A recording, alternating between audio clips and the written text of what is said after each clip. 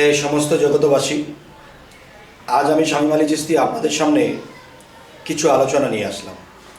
আর এই আলোচনাটি একটু ব্যতিক্রম হবে ইনশাআল্লাহ। সেটি হলো কি, যে আমরা এই বাংলাদেশে বা বিদেশে বিভিন্ন জায়গাতে আমরা একটা কথা শুনে থাকি যে আমি মরণকালে ডোলবাঁশি বাজাই। আচ্ছা, মরণকালে ডোলবাঁশি কেন বাজাবে? এটা তারা কোথা থেকে পেল? শরীয়ত একজন মানুষ যখন মারা যায়, সে একজন সাধারণ মানুষ, শরীয়তের কোনো মানুষ যখন মারা যায়, তখন তার জন্য কি করা হয়? কোরআন শরীফ পাঠ করা হয়, যে আল্লাহর বাণীগুলো পাঠ করতেছে। তাহলে একজন তরিকতের মারেফতের লোক যখন ইন্তেকাল করে, তাহলে তখন দেখা যায় কি, সেই মানুষটা মারা যাওয়ার পরে একদল লোক জিকির করে। আচ্ছা, কোনো কোনো মানুষ এমনিতেই জিকির করে, দাঁড়ায়া জিকির করে, বসে জিকির করে, হাঁটা অবস্থায় জিকির করে। এভাবে জিকির করলেও তো আল্লাহ শোনে। তাহলে কিছু কিছু গানে কিছু কিছু বিষয়ে শোনা যায় যে আমি মরণকালে ডোলবাঁশি বাজাই। সারা জীবন সাধনা করলো, অনেক ত্যাগ করলো, মানুষ তাকে কত ঘৃণা দিয়ে কথা বলল, কত মানুষ তাকে ভণ্ড বলল, কিন্তু তিনি মৃত্যুর আগে বলে গেলেন যে আমি মরণকালে ডোলবাঁশি বাজাই। এই যে কথা, আসলে এটা কেন? জিকির করলেও হয়, কোরআন পাঠ করলেও হয়, তবে এখানে কেন এটা করা হলো যে মানুষ এ কথা কেন বলল যে আমি মরণকালে ডোলবাঁশি বাজাইও? তো আমি মরণকালে ডোলবাঁশি বাজাইও এই কথাটা যে বলা হলো, এর মাহিত্য কি? এটা কেন করে? আর তিনি একজন আউলিয়া মানুষ। পৃথিবীতে দেখা গেছে ওই ব্যক্তিটা কাউকে কিছু বলে দিয়েছে, হয়ে গেছে। কাউকে কিছু বলে দিয়ে গেল, যাও তোমার এটা হবে, হয়ে গেছে। কাউকে বলল, যাও তোমার এই সমস্যার সমাধান হয়ে যাবে। পৃথিবীতে বেঁচে থাকাকালীন এই লোকটা কিছু বলে, তা হয়ে গেছে। তাহলে এমন একটা জ্ঞানী, এমন একটা ব্যক্তি এমন কিছু কথা বলে গেল যে আমি মরণকালে ডোলবাঁশি বাজাইও, এর মাহিত্য কি? কিন্তু দেখা যায় অনেক মানুষ এরকম গান গেয়ে মামলা খেয়ে গেছে, এরকম কিছু কথা বলে মামলা খেয়ে গেছে। তাহলে এর মূল মাহিত্যটা আজকে আপনাদেরকে আমি তুলে ধরার চেষ্টা করব ইনশাআল্লাহ। দেখেন, আমিও কিন্তু তরিকতের জগতে আছি। হাজার হাজার ভক্ত আমাদের এখানেও আসে, মানে। এবং খাজা মঈনুদ্দিন চিশতিকে তার জীবনীতে দেখা গেছে কি, খাজা মঈনুদ্দিন চিশতি যখন বড় পীরের বাড়িতে তিনি নিমন্ত্রণ হিসেবে গেলেন, 2-3 দিন থাকলেন, তাকে ভালো মন্দ খাওয়ানো হলো। কিন্তু দেখা যায় এই যে ভালো মন্দ খাওয়ানো হলো, তারপরেও কিন্তু দেখা যায় কি হলো, যে তিনি বলতেছে আমাকে 2-3 দিন ধরে আপনি না খাইয়ে রেখেছেন, আমি কিছুই খাইনি।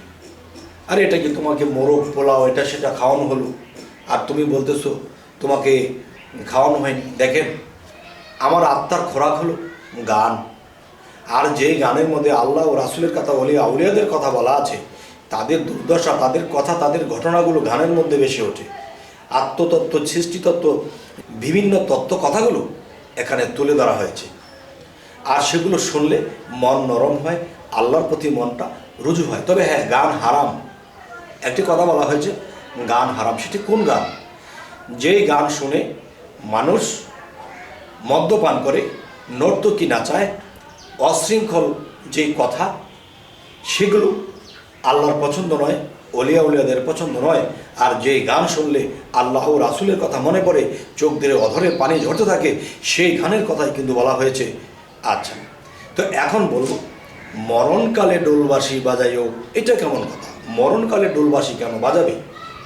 দেখেন, মঈনুদ্দিন চিশতি ভারতে আজমির শরীফ যার নামে, তিনি কিন্তু পৃথিবীতে যতদিন বেঁচে ছিলেন, তিনি কিন্তু গান বাজনা করেছেন এবং গানের তালে তালে তিনি জিকির করতেন।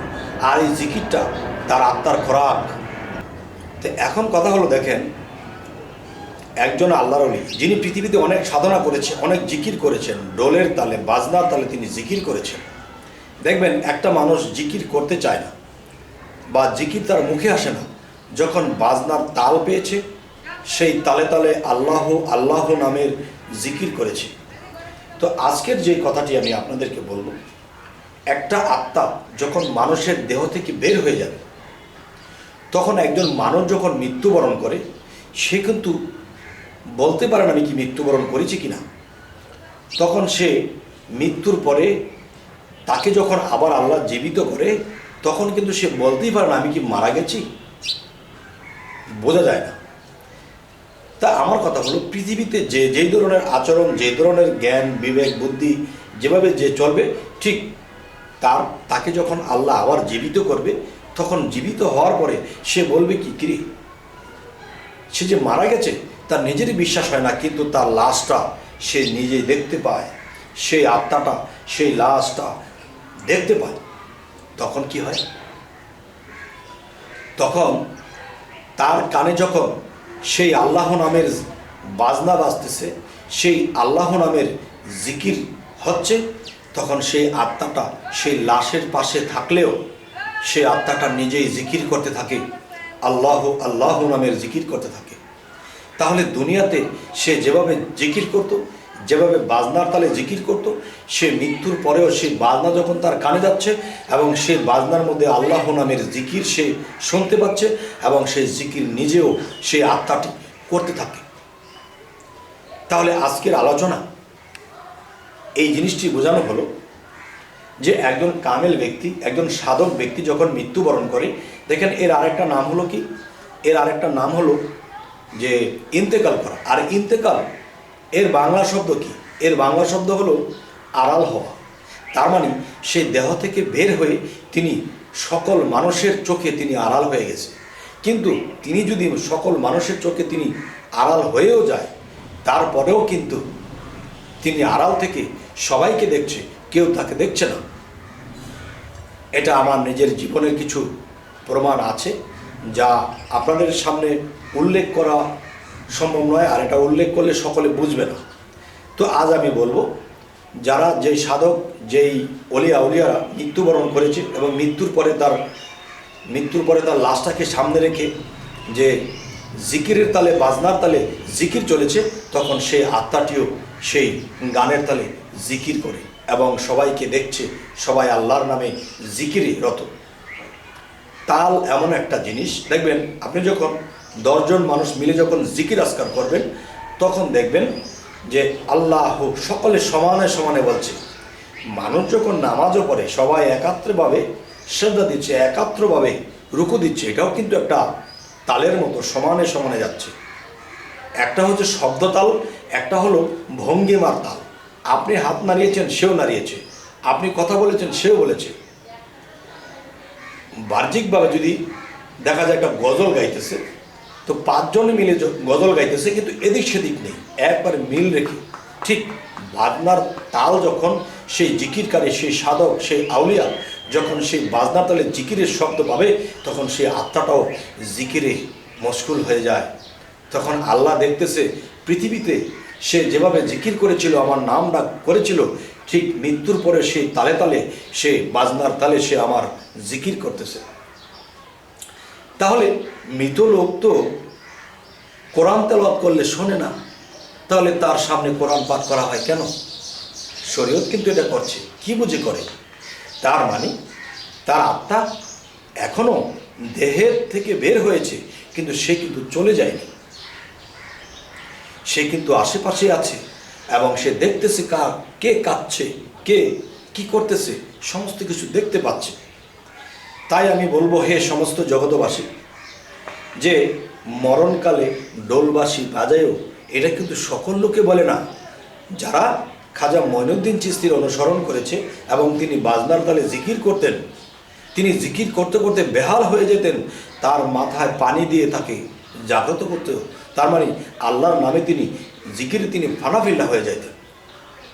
আর একটি কথা আছে, প্রেমের মানুষ বলে তারে পিঞ্জর হতে ছেড়ে গিয়া ঘুরে আবার আসতে পারে, এই দমের কোঠায় চাবি দিয়া হাস্তিকে নেস্তি করিয়া ফানাফিল্লার হালে গিয়া শ্রীকলা নগরে, এই পরম বন্ধুর হবে দেখা বর্জক শহরে। এ মরা হইয়া ধরছে যেজন লাভ পাইয়াছে অধরারে, এবার সুলতান নাসিরা মোকামে জলি এবং খফি দুয়ের শনে, গেলে দেখতে পাবে ধ্যানে মুর্শিদকে নজরে। আপনাকে হারাইলে পাওয়া যায় মাসুকেরে, এবার মুর্শিদ রূপ মিশিলে পরে তারে দেখিতে পারে, আরো শীতে ছবির মতো নিরঞ্জন কয় তারে। তবে হে সমস্ত জগতবাসী, আজকের আলোচনার মূল কি বলা হলো? মরণকালে ঢোলবাসি বাজায়। তার মানে পৃথিবীতে বহু তরিকতের লোক তারা বাজনার তালে আল্লাহ নামের জিকির করত, আর জিকিরে তখন দুনিয়াদারি ভুলে যাইত। সেই জিকিরের তালে তিনি দুনিয়ার কথা, অর্থনীতির কথা, সংসারের কথা সমস্ত কিছু ভুলে যাইত। আর ভুলে গিয়ে তখন সে জিকির করত এই বাজনার তালে। আর সেই স্বভাবটা মৃত্যুর পরে রয়ে গেছে। সেই বাজনার তালে সেই আত্মাটাও জিকির করতে থাকে। সেই আত্মাকে যদি জিকির করিয়ে দেওয়া যায় তাহলে তার কি সুফল হবে না কুফল হবে, এটা আপনারা বলবেন। এখন আমি যে কথাটি বলবো সেটি হলো, দেখুন যে আল্লাহকে মানুষে একভাবে খুশি করে না। দেখেন, নামাজ পড়া হয় এটাও কিন্তু সালাত, জিকির করে এটাও কিন্তু সালাত, আল্লাহকে খুশি করার জন্য একটা ত্যাগ করেছে সেটাও কিন্তু সালাত, সাধনা করতেছে এটাও কিন্তু সালাত। আর সাধনার কথা অনেক শরীয়তের লোকে বলে থাকে, সাধনা আবার কি? আর এই সাধনার কথা আল্লাহ সূরা ইনসিরা এবং সূরা সাফফাতের মধ্যে আল্লাহ বলেছেন, যারা আছো তোমরা, যারা আমার পথে সাধনায় আত্মনিয়োগ করো আমি তাদেরকে পরিচালনা করব। আবার বলেছে, তোমরা যখনই অবসর পাও সাধনা করো। তাহলে পৃথিবীতে সাধনকারী আছে, নামাজকারী আছে, জিকিরকারী আছে, কাউকে আমরা ছোট দেখতে পারবো না। দেখেন, কেউ ইঞ্জিনিয়ারিং পড়ালেখা করেছে, কেউ ডাক্তারি করেছে, কেউ বিজ্ঞানী করেছে, কেউ হিসাব বিজ্ঞান করেছে, পড়ালেখা করেছে, সবাই কিন্তু লক্ষ লক্ষ টাকা কামাই করে, কিন্তু পড়ালেখার সাবজেক্ট কিন্তু আলাদা, কিন্তু কামাইছে কি টাকা। তাহলে আল্লাহকে লাভ করতে যাই অনেকগুলো পথ আছে।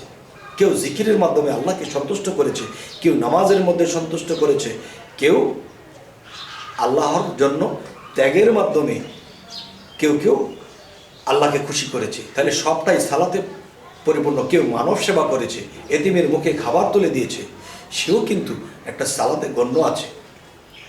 তবে হে সমস্ত জগতবাসী, জানি না আজকের এই আলোচনা আপনাদের কেমন লাগলো। যদি ভালো লাগে জানাবেন, যদি খারাপ লাগে তবু জানাবেন। আর এটাও বলবো যে আমাদের চ্যানেলটি যদি ভালো লাগে সাবস্ক্রাইব করে নেবেন, যদি ফেসবুক হয় অবশ্যই ফলো করে নেবেন। তো সকলে ভালো থাকবেন। আল্লাহ হাফিজ।